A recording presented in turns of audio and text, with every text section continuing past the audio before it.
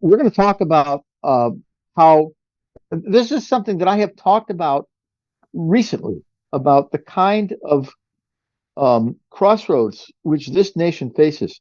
And I was just so impressed with the way the current election has turned around so dramatically in the last couple of weeks. It really mirrors the choice that we face as a nation in a way that wasn't there before uh, President Biden decided to step aside. We're going to talk about how we got to a turning point, and that turning point. What is that turning point?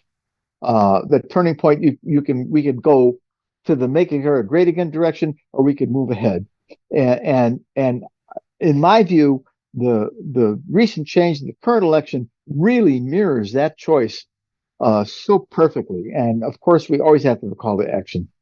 So let's just talk for a minute. This, if you've been to my presentation before, some of this you've heard before, but some of you are new. So let me go through this. How we got to this turning point for our nation. You know, we used to have a government that works as the founders intended, but we don't have that now.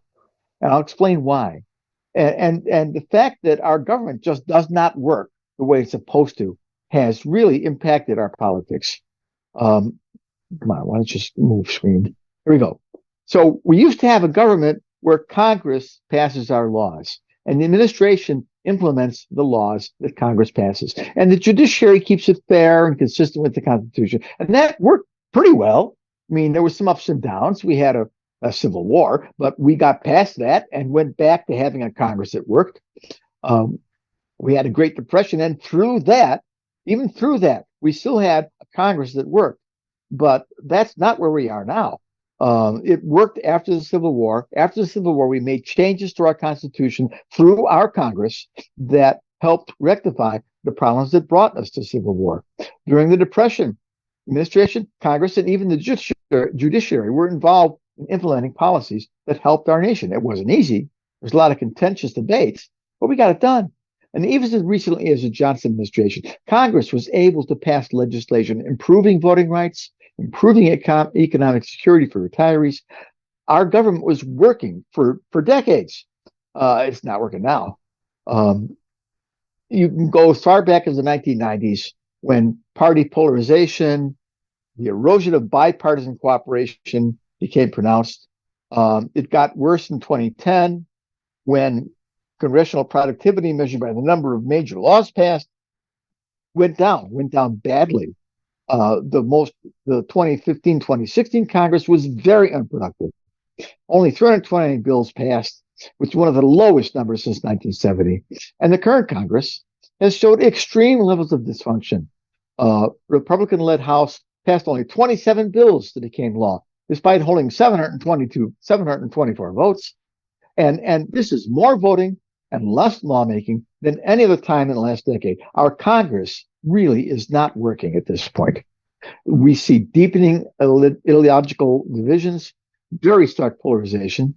Party loyalty is superseding loyalty to the nation. People are interested in supporting their party rather than supporting the nation.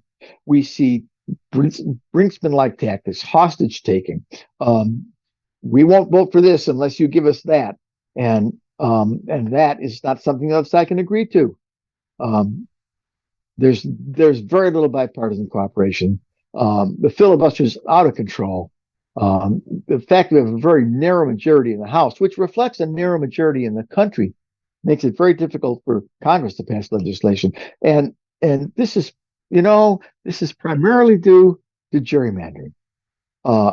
Every decade, gerrymandering gets worse and worse, and we have faster computers, better mapping software, better databases to make partisan gerrymandering more extreme every decade.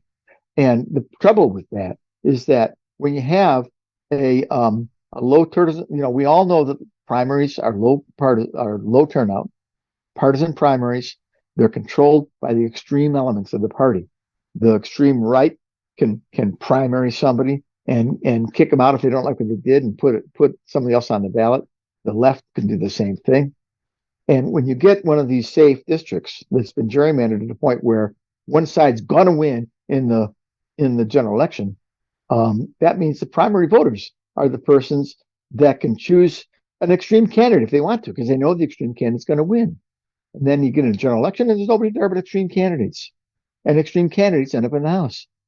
And this has gotten so bad that in 2022, 83% of the U.S. House was effectively elected in primary elections, long before the general election, by only 8% of our voters. 8% of our voters are choosing who's in the House. And that's why the House is more polarized than we are. That's why Congress doesn't work anymore. And that leaves, well, Congress doesn't work. Congress can't pass laws. Maybe the administration can try and find a way to help people. Maybe the administration can do something about student debt. Maybe the administration can do something about global warming.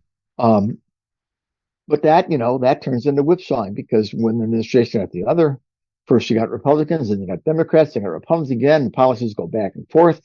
That's not really helpful for the long-term trend of the country. And right now, we've ended up with a very right-wing judiciary. And in fact, in the latest decisions, the Supreme Court has decided that they're going to take over. They're going to decide what happens here. The courts will decide how we're governed, because they think that Congress is not doing the job. The administration is not supposed to do this, so they'll do it. And we're stuck. We're just stuck with a government that doesn't work anymore. It's really hard to address the problems our nation faces, like the crisis at the southern border. And the bottom line about that is, when our government doesn't work, people become pissed. People become unhappy. And what happens when people are unhappy? They're fodder for populism. This is how we got here. This is how we got where the GOP is in the hands of a classic populists. Well, the GOP has been using politics of division for decades. I mean, Nixon started it with his very racist Southern strategy to use racism to win his election. Reagan expanded that to include religious preferences in voting. The GOP really concentrates on social issues to hide their economic agenda, which is in favor of a minority, not a majority. We've been dividing the population through gerrymandering, and now we're also dividing the population through self-sorting. These tactics have allowed the minority to retain more political power than the popular vote would support. And that's what you get with a populist approach. This is how we got where we are today. And under Trump, this politics of division has really peaked. He's leveraging the rise of unhappiness in voters. He's using classical populist, I would call it fascist, arguments to usurp the typical GOP platform. The typical GOP platform is gone. We have politics of division of new heights, focusing mostly on immigration. He speaks as immigrants as vermin who are polluting the blood of our nation. I mean, I'm sorry, that is fascist talk. That is exactly the kind of stuff that people said, I'm sorry to say this, about Jews in Germany in 1925. The old GOP was a reliable partner in governing, but they're gone. We don't have a partner in governing now. And the current GOP is really quite ready to end our democracy. I mean, I am not crying wolf here. If you look at, there's this guy, Peter Thiel. He's a very right-wing, very well-financed fellow. He's really Vance's mentor, financial supporter. And he has said there are parallels to the 2020s in Germany, where liberalism is exhausted, democracy is exhausted. What does that mean? We have to find some other means besides democracy. And Vance has echoed those exact sentiments. Vance says we're in a late Republican period. We're going to push back against it. We're going to have to get pretty wild. We have to be pretty far out there. They're going directions that a lot of conservatives right now are not comfortable with. And what they're talking about is actually suspending the Constitution and letting the presidency just take over, because they think our state is in a hopeless decadence, and that you need a strong leader. This is the stuff they're really talking about. It's not getting the latest the big news articles, but this stuff is behind what you see in Trump, especially when he chose Vance as his vice president. And this is an important, a critical turning point for our country. I mean, this works. The reason this works is because of our immigration trends. Now, unless this country was settled by white Christians from Europe who took the country away from the native inhabitants and made it their country.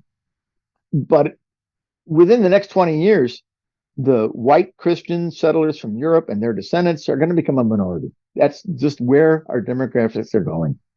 And while most of us are fine with the increased diversity in our country through bringing in other cultures, some of those white Christian nationalists don't like it. They feel like they're losing their country, which they stole from the Native Americans. And they're willing to do anything to stop it, which is why they support a guy like Thiel or Vance, who says, if our Constitution causes us to lose our country, we'd rather lose the Constitution than lose our country. And these are the people that Trump has aligned himself with. That's the turning point that we face. We face America at a crossroads. In the next 20 years or so, we are either going to become a truly multiracial democracy as white Christians become a minority and all the other races gain more and more power. Either that, or we won't be a democracy anymore. That's the crossroads we're at. And the choice is obvious. We can turn back to the past. We can roll back constitutional protections. We can return to a white male-dominated society. We can eliminate regulations that limit business profits. We can strengthen our economy that rewards 1% and ignores everybody else. We can do all of that through an authoritarian presidency. Or we can move ahead in forming a more perfect union. We can restore constitutional rights. We can restore voting rights. We can manage the economy for the benefit of all. We can celebrate our diversity. Our diversity is our strength. And we can do that with a government that works the way as our founders intended, instead of the government we have now, which doesn't really work very well at all. And the thing that's so striking to me is that with the recent change in our electoral landscape for the presidency, the choice we have in president directly reflects everything I just said. When it was Biden versus Trump, it was not so clearly reflected. It was kind of a choice between today, Biden and Trump, going back to yesterday. But now that we're seeing Harris as the nominee, it's really a choice between the future and the past. It's a choice between going forward in forming a multiracial democracy or turning back. Trump wants to stop our evolution to a multiracial democracy because that's what the white nationalists want, that he gains power from. Harris would lead us forward to that goal. What better way to signal the acceptance of a true multiracial democracy than electing a multiracial president and a female as well? That's this crossroads, which worries me and worries so many who really look deeply at this. Our election has given us a clear choice to make the decision on that crossroad. The choice is very clear. We can turn backwards. We can continue the right-wing attacks on our constitutional rights, our voting rights. We can damage the economy we built. I mean, if he tries to deport millions of undocumented workers, that's going to cause a recession because we can't replace those workers. If he unleashes trade wars with more tariffs, that's going to increase inequality. That's going to increase inflation. Or we can choose to move forward. We can restore our rights. We can reinforce the excellent economic agenda that Biden has put together for us. We can accept immigrants. We need to accept immigrants. Diversity is our strength, and we need the workers. We need to make this message central to how we take this country forward. This country is always built by immigrants. Turning our back on immigrants right now would be a huge mistake because they are our strength. We need them to help run our economy. All the growth in our workforce since the pandemic has been foreign-born laborers. We have 10,000 baby boomers retiring every day. We can't replace those workers with our internal birth rate. We need immigrants to help run our economy. And our economy is strong in part because we have brought these asylum seekers in and given them work permits and allowed them to pay taxes. And they're paying taxes into Social Security and Medicare, where they may never get any benefits at all. And those programs are stronger now because we're letting them pay taxes into them. We need to continue bringing these people into our country because these people really seek the opportunities found here. They're risking their lives to come here. It's not just economic opportunities, but civic, social opportunities. They want the freedoms. They treasure the freedoms we have here as much as we do. They want protection under the rule of law. They want a safe place to raise their families. They see the value of being an American. They risk a lot to come here. We need to welcome them instead of trying to push them out and deport them, limiting how many of them come in. No, don't limit how many of them come in. Bring them in legally. Bring them in an orderly fashion. Bring them in a way that we can absorb instead of just having them show up at the border or show up in a bus in a northern city. So the point to me is that welcoming Harris into the presidency is the right step to take us down the road to a truly multinational democracy. She is the true successor to Obama and Biden. He raised some hope, and Biden took us through a tough period with very strong policies that he hasn't gotten credit for. And we put our muscle behind her, and we continue this momentum that we have through these three people. And she really is Trump's nightmare. She's a strong female, which counters his misogyny. She's a multiracial leader, which counters his blatant racism. She's a prosecutor. He's a felon. He's an old guy who's speaking gibberish lately. And she's a relatively young woman, a forceful speaker. He represents the past. She represents our future. And we need to see it that way. We need to talk about it that way. She's the leader we need right now at this crossroads because she epitomizes this crossroad we're facing. This is her words in response to what Trump has been saying lately. American people deserve a leader who tells the truth, a leader who doesn't respond with hostility and anger when presented with facts. We deserve a leader who understands that our differences do not divide us. They are an essential source of our strength. That is right there is the crossroads you stand on. Our differences do not divide us. Our differences are our strength. We need to embrace them. We need to take that message forward. We can't turn the clock back. We must speak out defending diversity and embracing immigration instead of pushing immigrants away. We need legal pathways. We need to accept more than we have been, but we have to embrace immigration. And we have to call people out to say, stop worrying about losing your country. Come on, it's not your country in the first place. It's always been evolving. We used to have signs in the windows that said, no Irish need apply or no Italians need apply. And now we have parades on St. Patrick's Day and Italian restaurants everywhere. We bring in immigrants, and there might be a few people who resist that, but we integrate them in our country, and they become part of our country, and they improve our country. We need to defeat the fear of losing our country and replace it with the pride in our diverse country. All of us living together peacefully. We need to spread those words personally. We need to do that every chance we get. We have to, and we have to work to ensure that Harris wins. There will be another election in 2028 if Harris wins. If Trump wins, he might want to try and stop that. So what we need are volunteers.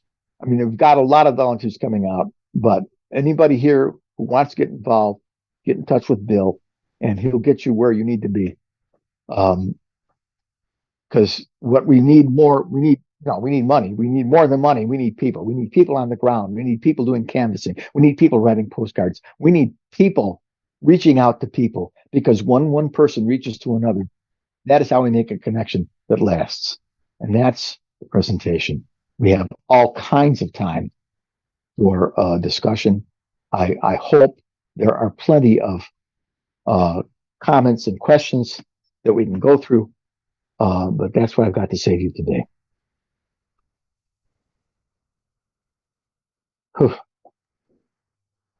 Take a deep breath, Ed. That was a lot of information, and I can see that we got up to around 125 that were actively on this. That's dropped back as people are going over to a Zoom with Kamala Harris. So that is great. So thank you for her. That's one of the reasons I wanted to get this done in a half an hour, so that when people go off to see Kamala, they've heard what I have to say. Okay. So some people have said, how do we connect with Bill to get involved? I'll drop you the email and my text. I respond much quicker to text. So there is a note in here from Michael. It says, I suggest calling it a multiracial, multicultural democracy. I agree we need a leader who tells the truth. We need leaders who are problem solvers, not problem creators. Immigration must be organized and managed, not chaotic. That requires resources. This battle will be generational. The MAGA Trump party must be beaten politically and beaten badly for the next 20 years before changes to occur. And that was from Michael. Oh boy, it's cut the last name off here, Zagar. But I agree with everything Michael has said, and I appreciate the suggestion that we talk more. We make sure we talk about multicultural as well as multiracial, because those two words mean the same thing to me, but saying that out loud is important. So thank you. I will strive to do that. Yeah. And a more generalized statement from Chester Todd says, is Harris the answer because she is female and part Black, or is it her policies? It appears that she sways away from being too much Black participation and has stated as much with her feelings about reparations. So I think that's an easy answer, but just take the top of it that says, is Harris the answer because she's female and part Black, or is it her policies? Well, there's politics are complicated because a lot of people, I wish that everybody would vote based on policies. That people would look at the platform and decide which platform is in their best interest or the country's best interest. But a lot of people don't do that. A lot of people vote based on emotions. A lot of people vote based on, I like how this person sounds. I think this is a person I can follow. And being a leader has two parts to me. You have to be able to make sense in the policies you want to support, but you also have to be able to speak in a way and present yourself in a way that motivates people to follow you, that motivates people to believe what you have to say and to see the value in what you have to say and to like you. Now, I think that personally, I believe that Harris's policies are not very much different than Biden's. They might be a little bit more progressive than Biden's. But it's pretty clear to me that right now, Harris has a lot better leadership talent than Biden does, given his age, his presentation. I mean, the way he looked in the last debate. Harris is the person I can get behind. Here's the person I can say, I can follow this person. I can believe in this person's motives. I can believe in this person's honesty. I can believe in this person as someone who can rally us to go forward together. I also think her policies are pretty good. As I said, certainly I think Biden's policies are great, and I think that hers are going to be just as good, if not better. So, is she the right person? Well, I mean, the fact that she's female, the fact that she's multiracial, multicultural, she recognizes herself as a Black person, but she's also Asian American. Um, it's the perfect supporting her to me is the perfect way to say we welcome a multicultural or multiracial path forward for this nation. So she's got everything. She's got the right policies. She's got the right leadership style. She embodies the course we need to go down as a nation. I'm just overjoyed that I know I hate to see that I'm overjoyed that Biden stepped aside because he did a great job. I like him. He's an honorable man. But I'm overjoyed that he did. And I'm overjoyed with who we have instead because it really, really shows us the way that we need to go in opposition to the white Christian nationalists who feel like we're losing our country. I hope that answers your questions. But if that doesn't, please unmute and take the discussion a little further. We have all kinds of time here. Yep. So Chester had another question. He said, do you consider the Green Party a better answer than what we have now? So that's a little different. So I do a lot of social media discussion because it helps me hone my understanding of what people are thinking and how to respond to what they're thinking. And I was talking to a guy who said we should just ditch the Democrats and support the Greens, because the Democrats are all wrapped up in money and politics, just the way the Republicans are, and they can be corrupted the same way the Republicans are by too much money in politics and all that. And all that's true. That's all true. But you can't just switch to the Greens and believe they won't also get trapped in that bullshit. They will. Right now, corruption is legal in this country. Anybody who can hire a team of lobbyists can get what they want out of Congress. We need to pass laws that will end the corrupting influence of political money. And whether it's the Greens or the Democrats, nothing's going to get better about our politics until we do that. Democrats have repeatedly put up bills to do that, and they get shot down by the GOP. Switching to the Greens is not going to help. It's not going to make any difference at all. Their policies are fine, but they may be a little bit too far to the left for some of the voters in this country. Personally, I'm happy. I was happiest when we had a respectable GOP and we had a debate between the left and the right on which way to take this country. And we don't have that now because we don't have a partner in government anymore. The partner on the right is insane. Moving to a further left party on the left is not going to help that, not at all. So I don't see any value in trying to replace the Democratic Party with the Green Party. Okay, early on, right before you started your conversation, we did have a question, and I want to bring that up, but it was not about your presentation. It was pre. So it says this is from Joan Winstein. I might have pronounced that wrong. It says, my biggest worry, Trump is working with the Mexican drug cartels to flood the border with 250,000 people or more and overwhelm the border patrol the first week of November.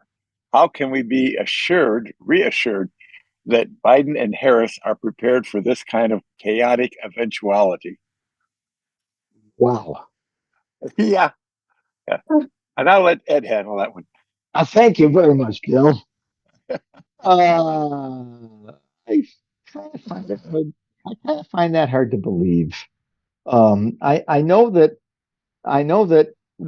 Trump wants there to be problems. I mean, Biden helped guide the Senate to a bipartisan bill to improve the conditions of the border through both improved security and improved funding. And Trump killed that bill. Trump called upon the House of Representatives to kill that. And he just said it out loud. He said, I don't want to solve the problem now because that'll go to Biden's benefit. I want this to continue to be a problem through the elections so I can beat Biden over the head with it. And then I want to solve it after I'm in office. What a putz. Okay. Sorry.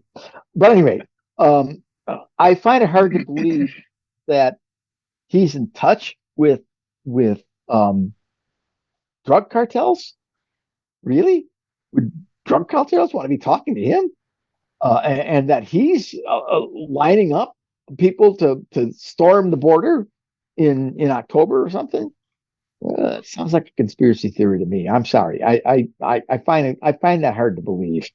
Um, but I will point out that after after Biden helped Congress helped the Senate come to a bipartisan deal, and Trump killed it, then Biden took unilateral administrative action to slow down crossings at the border. And the crossings at the border are way down because Biden has put in place rules that really limit how many people can come in. And he's taken a bunch of stuff, a bunch of from people on the left because he's not helping amnesty seekers as much as they want him to.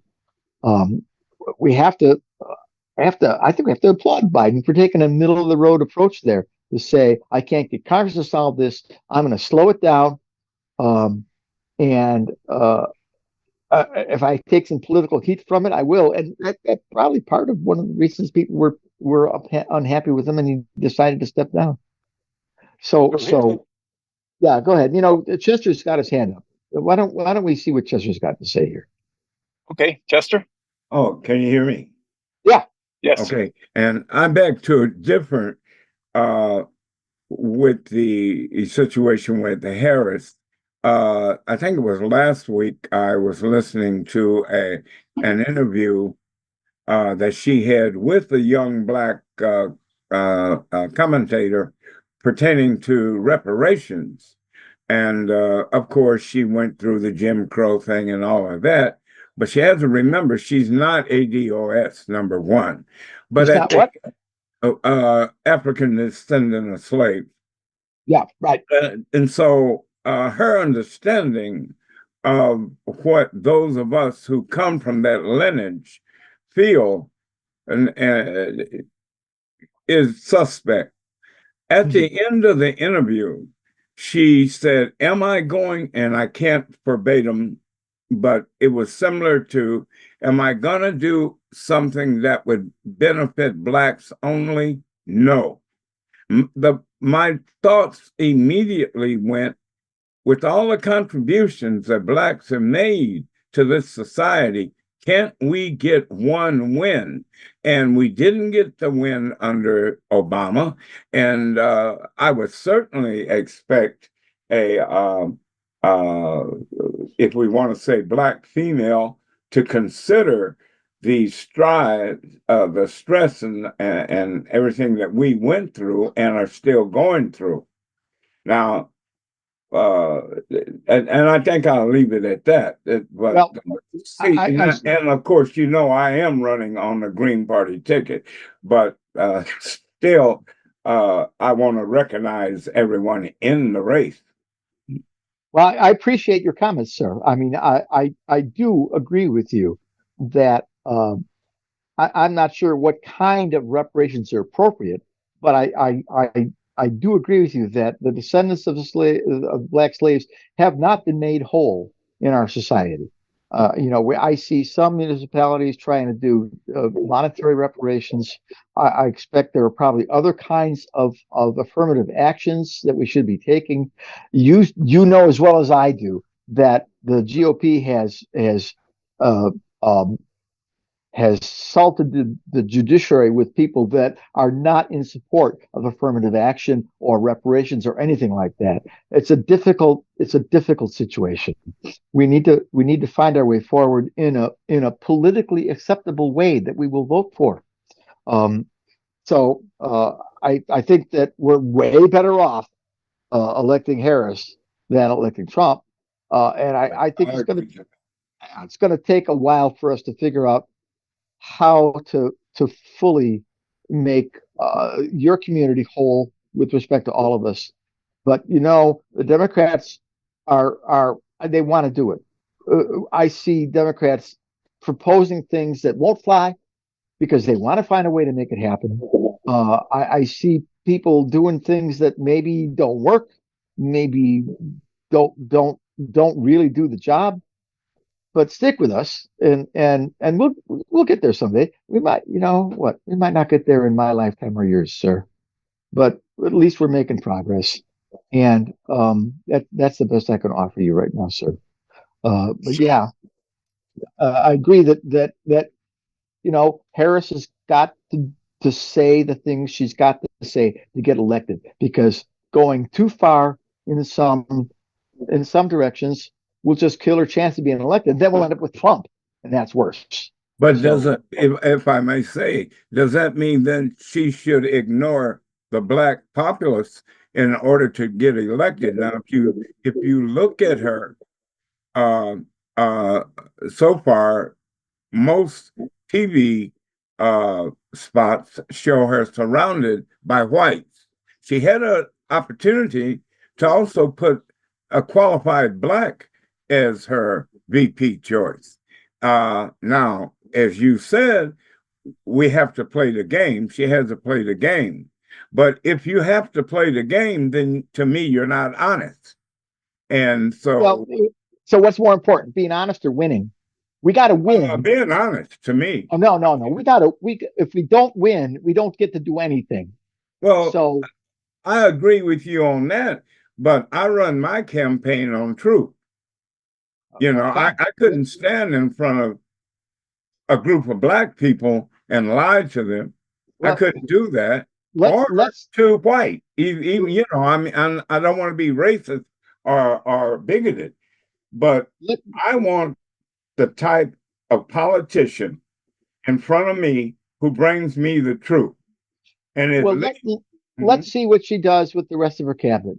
She made one choice here, and frankly, I didn't see a prominent African American in the running there.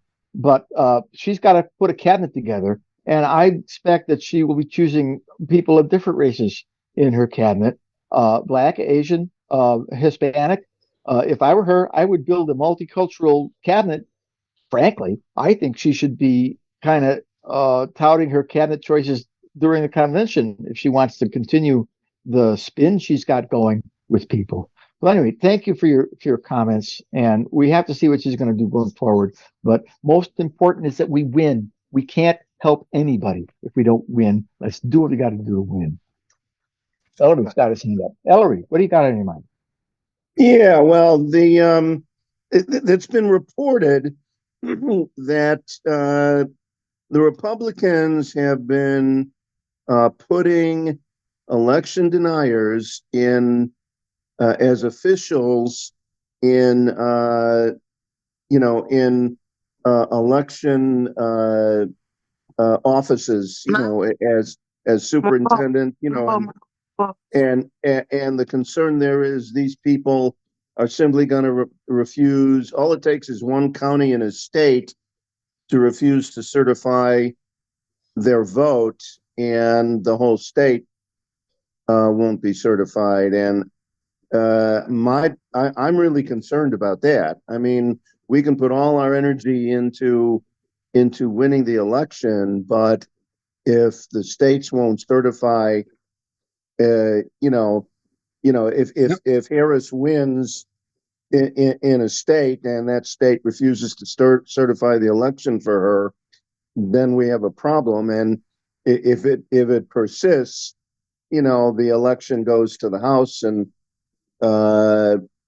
if we don't get the House, if we don't get a majority in the House elected,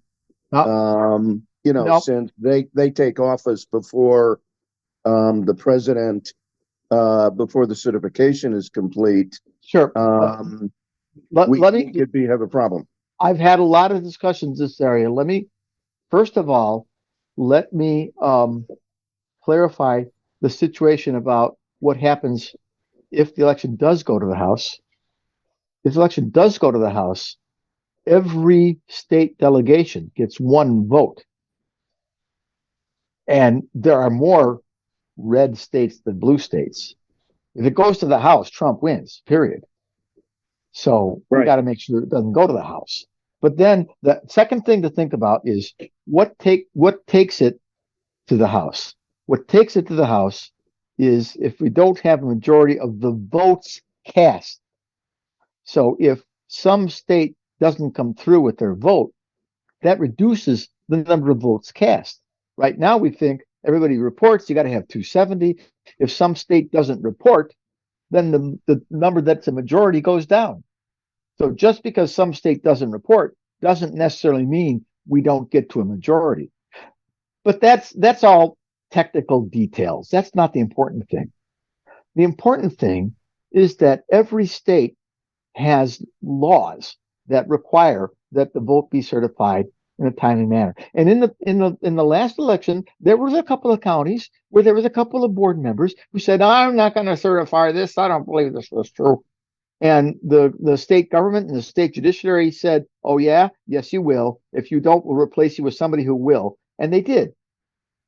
So we're aware of this, and we've got the DOJ, the federal DOJ, and lots of states changing rules to prevent this from happening. Michigan just did an entire rebuild of their election laws to make sure this crap can't happen in their state. So there's a lot of attention on this. And I think that the concerns here they're not completely to be ignored, but I think they're a little overblown. I think that if some local yokel decides he's not going to certify his county's vote, that the state and the federal government are going to come down on him pretty darn hard. And this is not top of mind for me. I'm much more concerned about getting the election won than I am about getting it certified. You see, the difference is last time the GOP was really empowered. President Trump was the president. He could push people with the bully pulpit of the presidency. He could push the DOJ to help him. He could withhold resources. He doesn't have anywhere that kind of power at this time. We have the power this time, and we're going to use it. And I can't say I'm confident, but I'm kind of reassured that this is not going to be a killer problem for us. I hope that makes sense to you, Ellery. Yeah, it does, and I hope you're right. Well, thanks very much for your comments. Yeah. And you have one raised hand, Patricia Watson, and you have 29 questions and waiting. Well, let's do Patricia, and then let's get to the questions you have.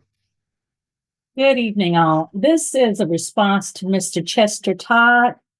First of all, when Kamala was a senator, she indeed co-authored and sponsored a reparations bill.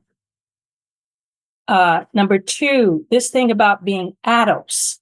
I want all the people who want to talk about our genetics and our genealogy. None of us are pure. I beg for people to go get your DNA test. So when we start talking about who's going to be repaired, how is that going to look? Yeah. Most of us are biracial people. I don't care how dark your skin is, you need to go get your DNA tested before you start trying to contribute levels of who is worthy of being Black or not. This type of nihilism in the Black community is so self-destructive. And I wish you well in your campaign, but we really need to stop this foolishness. Have a good day. Thank you, Patricia. I think that's very important to say.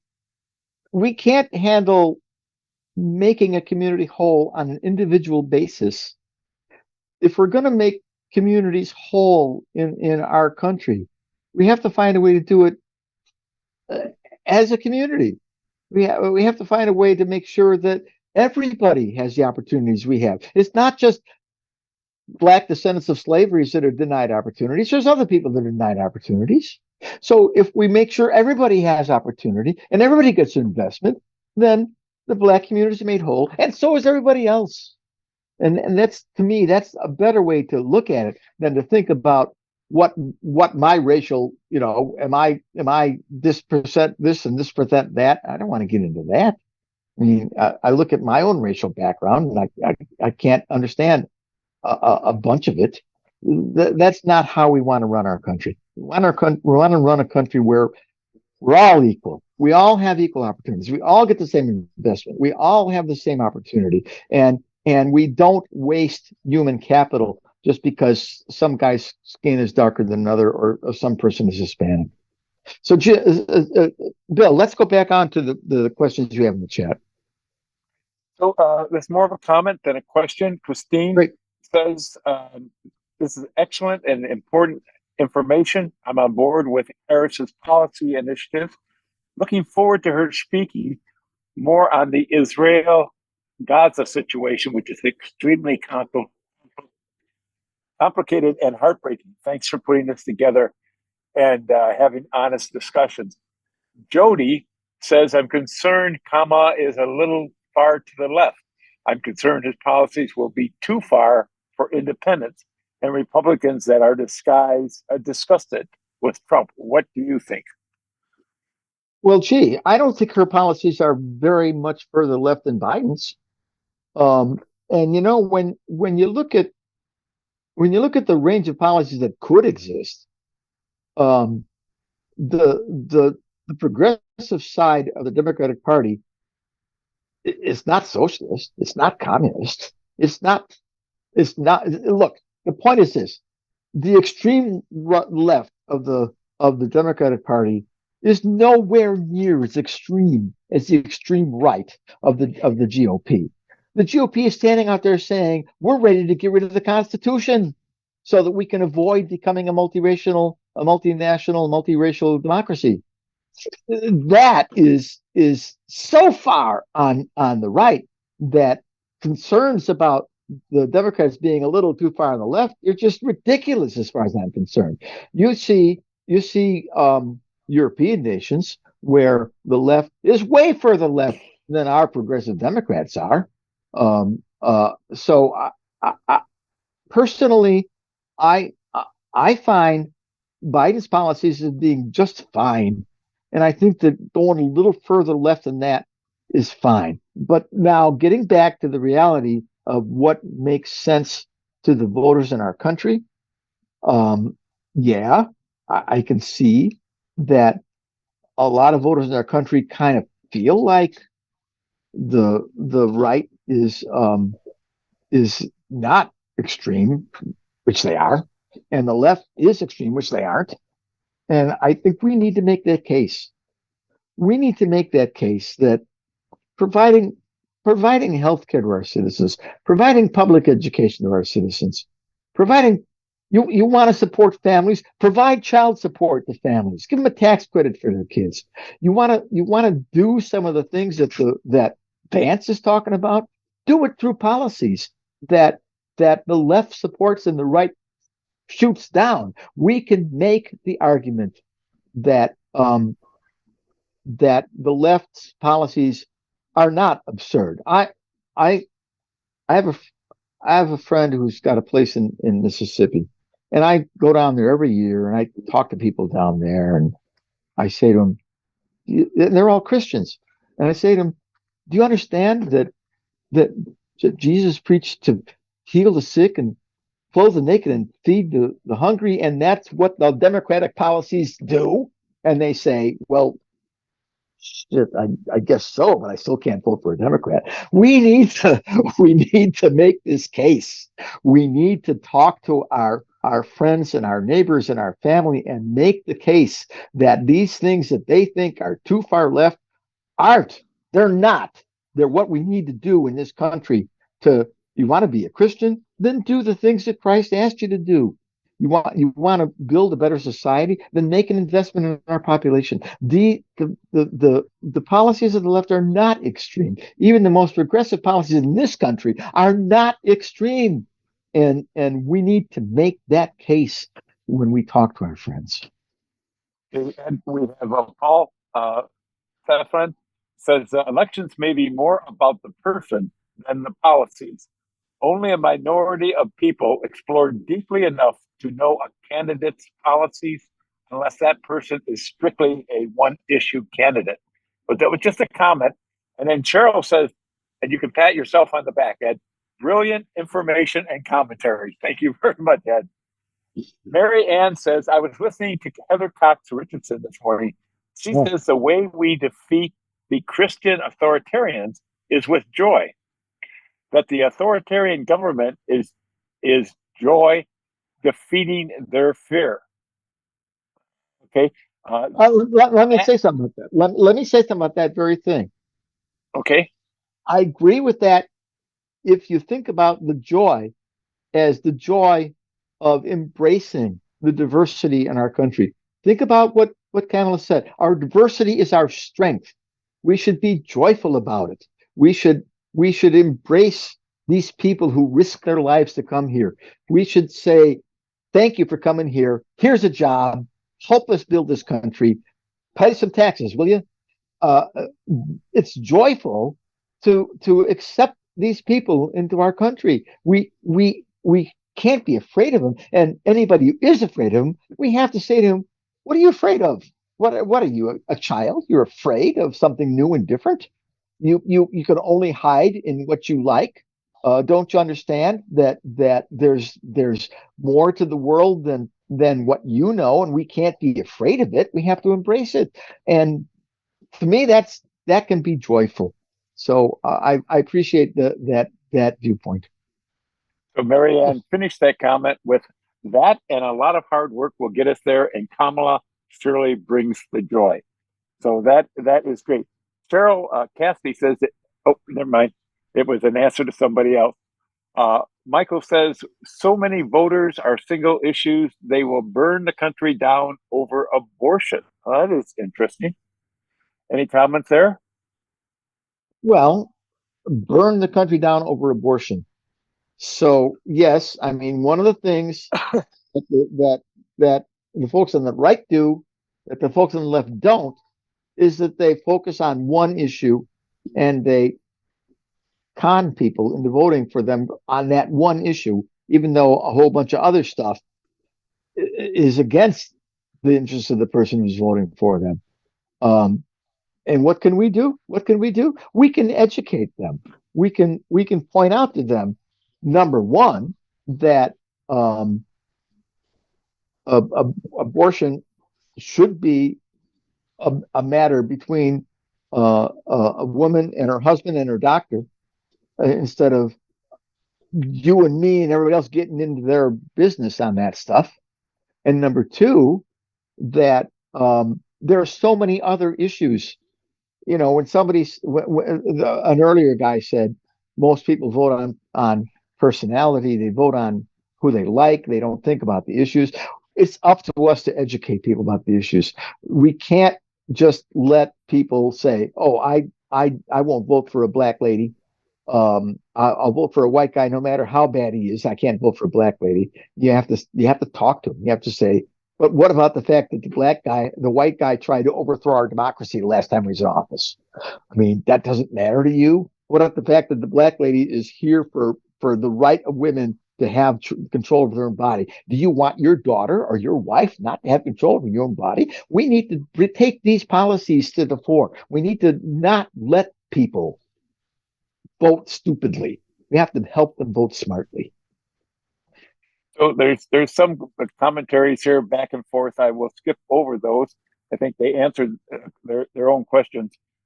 Michael made a comment about ranked choice voting has resulted in less extreme candidates being elected. Most recently in Alaska, we should all consider electing our local representatives and supporting this. So he's saying ranked choice voting has resulted in less extreme candidates being elected. And I want to address that directly because there's more to it than that. Ranked choice voting by itself does not do what he just said. What they did in Alaska was not just ranked choice voting. What they did in Alaska was they got rid of the partisan primary. Now, think back to what I said earlier when I was giving my formal presentation. I said that gerrymandering makes safe seats and a low turnout partisan primary enables radicals in the party to bring forth a radical candidate who knew was going to win. RCV wouldn't stop that from happening.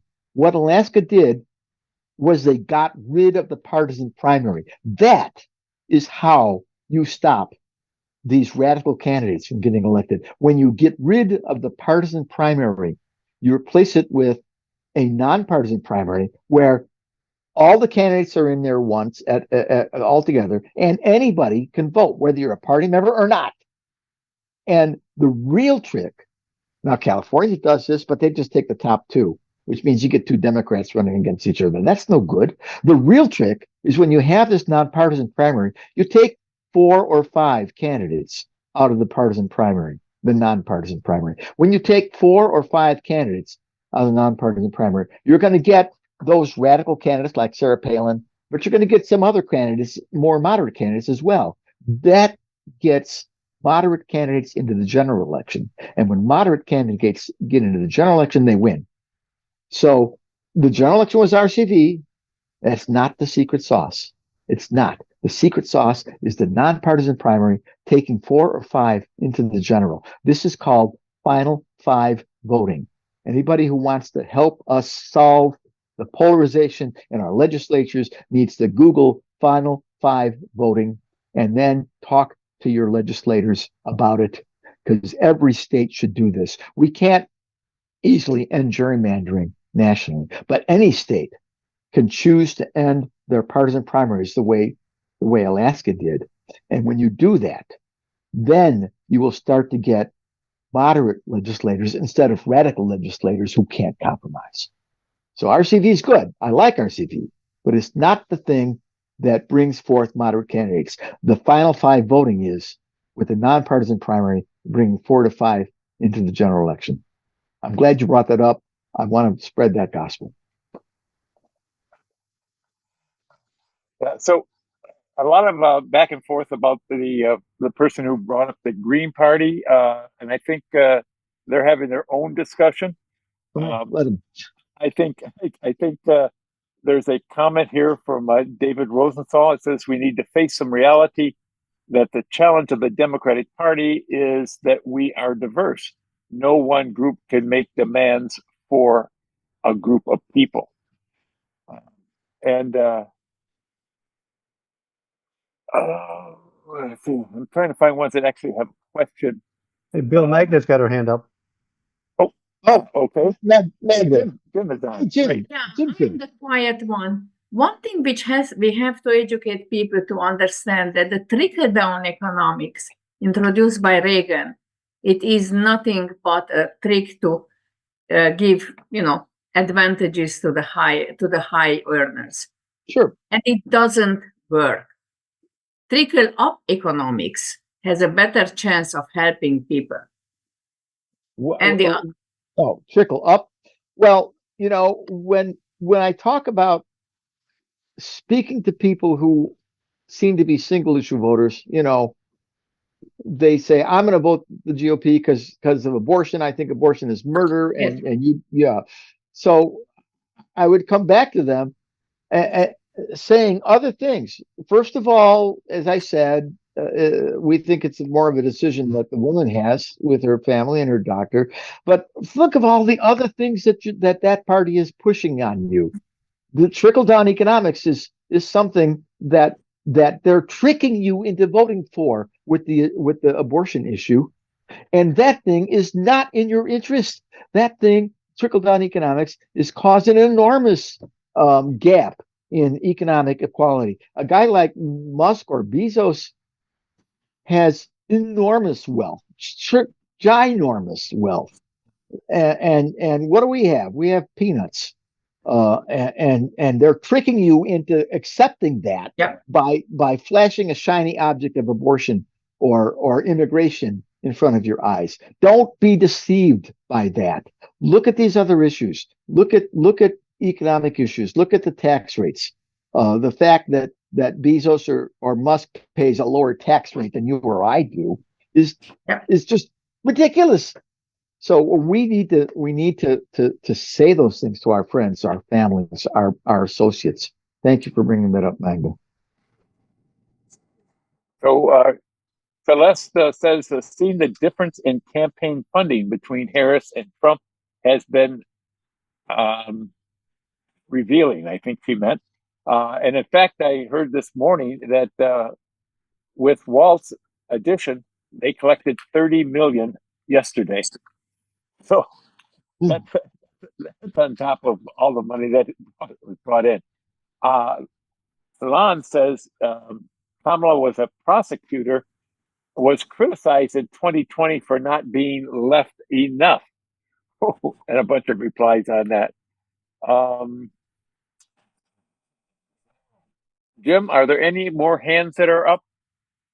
No, we're pretty good. No. You know, if we don't have any else that Well, has comments or questions, and we could maybe give people 20 minutes of their day back. Well, there is a ton of comments and back and forth, but and Christine, who is one of our moderators, says who they want to have a beer with. That is an answer with who you support. Let's see. I literally had someone tell that to me. She voted for Palin because she believes she could have a beer with her. Oh. Sarah Palin? Wow. Yes. Yes, it was impressive. I'll have a beer with Waltz for sure. I mean, I'll meet him at a Wisconsin Supper Club. Thank you. Well, a Wisconsin Supper Club, like the Brat Stop. I don't know where that is. So Denise says, I respect life, but that also includes taking care of the greater good. Republicans have no respect for life. Very well said in very few words. Well, yeah, and those are the kind of things that we need to be talking about with our friends and family. Talk about it at your church. I'm fortunate enough to be able to give these kinds of presentations at my church, and they're very well received. I mean, the people who want a civil society which is supportive of everybody are open to understanding that there's more to life than abortion. There's more to life than immigration. There's tons of things we have to work on in this country, and the Republicans are only interested in what will make their rich donors richer, and not what helps all of us. Agnes got her hand up again. You got your hand up again? If you have somebody else, that's fine. No, go ahead. Well, the comment which I want to make that somebody's telling me that, well, I respect life, I am against abortion. I would like the same person to say, and I am for gun control. And for what? Gun control, because guns kill people who are alive, right?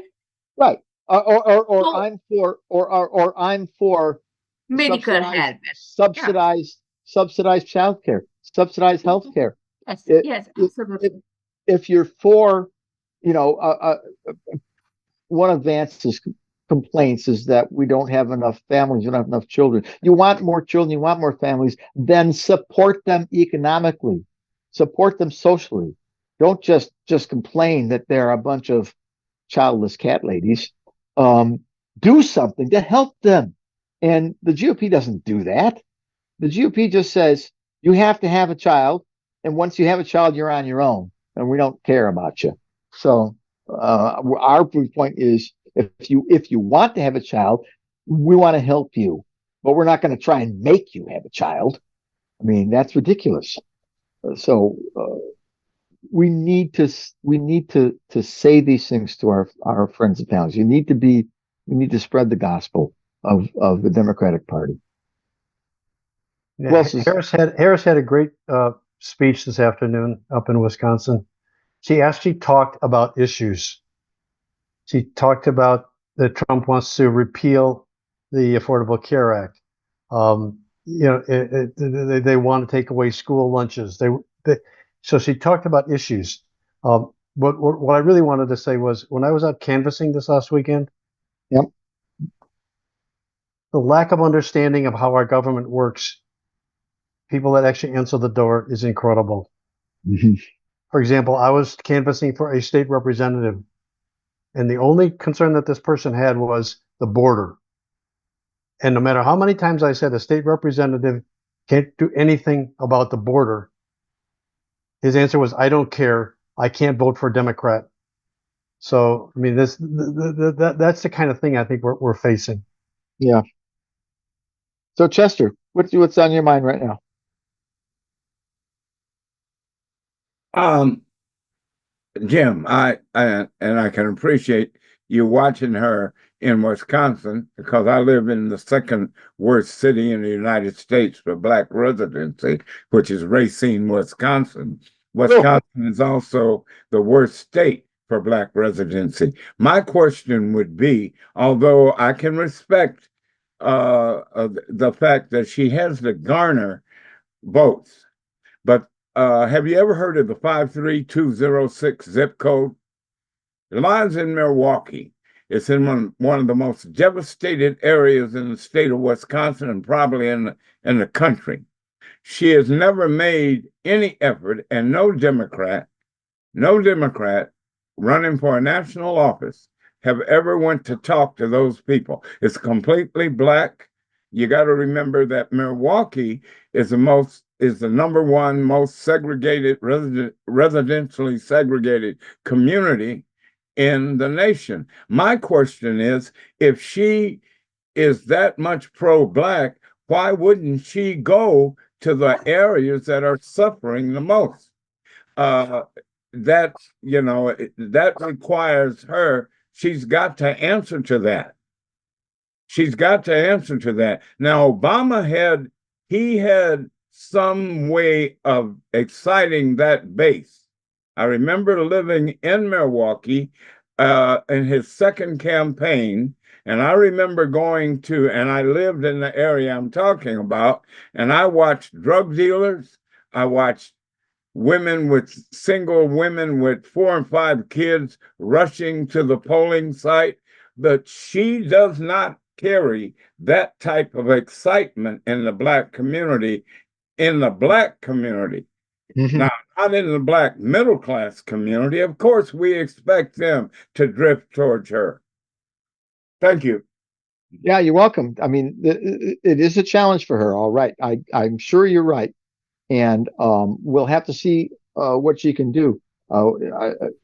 Frankly, Chester, I hope you reach out to the Democratic Party of Wisconsin and let them know what you think about that. One of my opponents is a Democrat, and I'm just waiting. If they let me on the stage, I'm going to kill him. Well, yeah, but you see that's a problem here. Now you're not part of the Democratic Party. You're working against the Democrat. If you want the Democrats to so maybe the thing to do is to call your Democratic Party candidate, opposition candidate, out on these topics you're talking about. Because if we see what happens when you make a stink about something, sometimes people respond. People were making a stink out of Project 2025, and Trump tried to distance himself from it. So if you make a stink about this, then maybe you can get the party, maybe even you get her to do something about it. But you got to make. Pardon me. I've been offered. Well, they wouldn't give me a price. They know better. But they offered in a roundabout way to pay me to drop out, because the race is so tight between the Republican that if I take, say, 8-9%, that's going to kill the Democrats' chance of winning this seat. I get it. You're in a position of power. I would urge you to use that power somehow in a way that will get the Democrat elected, because I'm sorry, the Greens not going to get elected. But when you're in a third party position, you have power. And as you say, if you siphon off a bunch of votes from the Democrats, the Republicans going to win, and that's not good for any of us. So, but this particular Democrat served 18 months under the Clinton administration in the House, and he voted for the crime bill. but Are you better off with him or the Republican? What do you think? If he votes for another crime bill, I won't be. Ed, we are 2 minutes past our time. Thanks. There is one more question that I thought we would get there. Jeff Burke said, restoring a civil society in the U.S. requires two healthy political parties. Ed, how do we get there? Okay, I agree completely that restoring that we need two parties that can work together as partners in navigating what's best for our country. And clearly, right now, we don't have two parties. We have one party that is sane, and we have one party that is completely off the rails. How do we get there? The only way I can imagine is getting there is to beat them repeatedly until they reform. If we just beat them at the polls over and over again, they will give up their losing MAGA ways and go back to more rational policies. So that's all I can see we can do, and that's what we got to do. So let's just go out there and beat their asses right now, okay?